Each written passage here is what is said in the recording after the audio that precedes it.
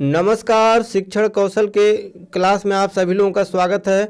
देखिए क्या है कि इससे पहले वाले वीडियो में जो है हम शिक्षण का अर्थ और शिक्षण के प्रकार के बारे में आप लोगों को बताए थे।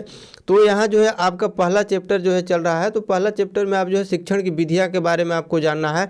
तो इससे पहले जो है शिक्षण के सिद्धांत के बारे में आज जानेंगे और शिक्षण सूत्र के बारे में जानेंगे। तो देखिए जो आपका प्रिंसिपल ऑफ टीचिंग है तो वो है आपका क्या है, इसको फटाफट देख लेते हैं। तो इसमें देखिए व्यवहार परिवर्तन का सिद्धांत, अनुकूलता का सिद्धांत, नियोजन का सिद्धांत, अभिरुचि का सिद्धांत, अभिप्रेरणा का सिद्धांत, भिन्नता का सिद्धांत, क्रियाशीलता का सिद्धांत। तो ये सब ज़्यादा कुछ इसमें बताने की ज़रूरत नहीं है, क्योंकि ये सब जितने भी आपका है ना, ये सब नाम से आप खुद संबंधित है। केवल इतना जानना है कि शिक्षण के सिद्धांत आपके टोटल जो है क्या है, 7 है।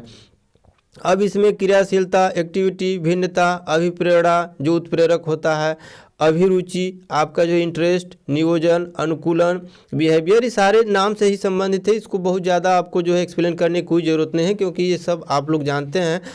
देखिए आगे के बिंदु जो है हम देखते हैं शिक्षण के सूत्र। जो शिक्षण के सूत्र आपका है टीचिंग ऑफ जो है आपका फार्मूला, ये जो है आपका बहुत मस्ट है। इससे जो है क्या है, बहुत सारे जो है एग्जाम में जो है प्रश्न आपके बनते हैं।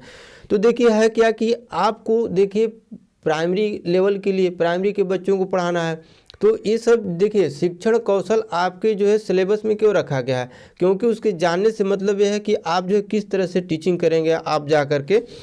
तो इसमें देखिए आपका है क्या कि पहला जो आपका शिक्षण के सूत्र है प्रत्यक्ष से अप्रत्यक्ष की ओर।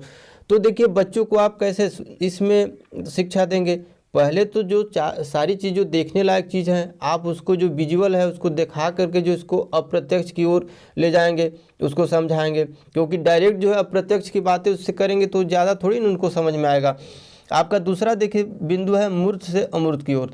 ठीक उसी से रिलेटेड आपका ये भी है, मूर्त चीज़ जो आपको जो है कोई चीज़ को आप दिखा करके उसको छुआ करके उसको जब नंगी आंखों से देखेगा छुएगा तो उसको ज़्यादा समझ में आएगा। इसके बाद जो है अमूर्त की ओर जो है दूर दूर की वस्तुओं को जो है आपको बताने की ज़रूरत है।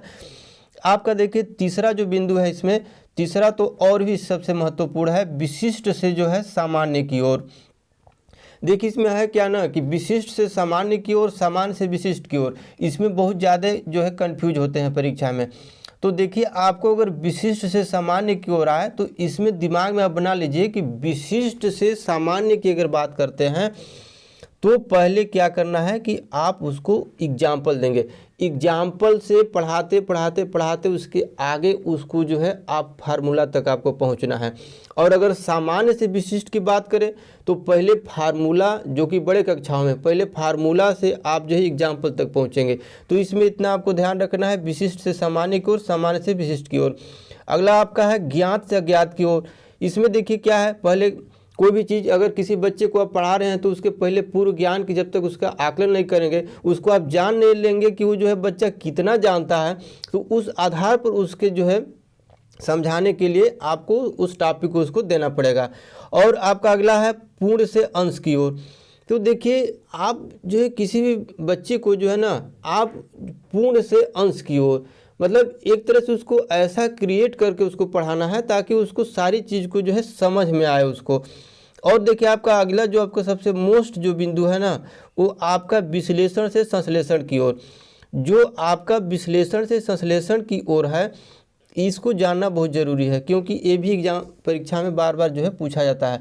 तो देखिए आपका विश्लेषण और संश्लेषण आपको बता दें कि जैसे अगर मान लीजिए कोई भी अगर एक चीज़ आपका है, अगर उसको आप उसको बांट रहे हैं कई भागों में, उसको चारों तरफ उसको बिखरा रहे हैं, तो क्या हुआ, आपका विश्लेषण हुआ।